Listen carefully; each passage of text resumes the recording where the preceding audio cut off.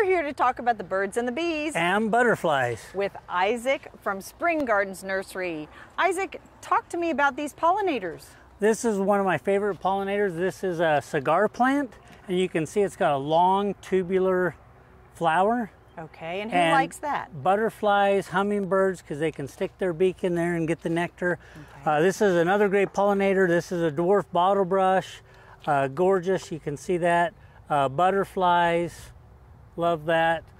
This is a great favorite here in Texas. This is the radiation lantana. There's different colors and varieties of lantana. It'll attract all different types of pollinators, bees, butterflies. This is one that I really like. This is Esperanza, which in Spanish means hope, and this is actually a native from Mexico. It's beautiful. Drought tolerant, blooms from spring to frost.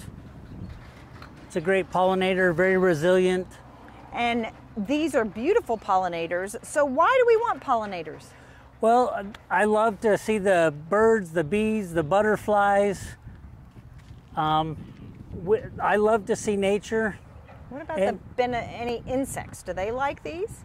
As far as beneficial insects, some of the beneficial insects might be drawn to help protect against harmful insects, but it's mostly bees, birds, and butterflies. Great. Well, these are just beautiful and just a few to choose from right here, but you've got quite a variety here at Spring Gardens Nursery. Yeah, we have several varieties of different pollinators. Yeah. A lot of your flowers are pollinators. Right. Your birds or your bees, your butterflies, they just draw into different flowers. Right, the different colors. The different colors, red, orange, yellow, something that's vibrant. Wonderful. Well, thank you for showing us a few of your pollinators here at Spring Gardens Nursery. And this is HomeShowGardenPros.com.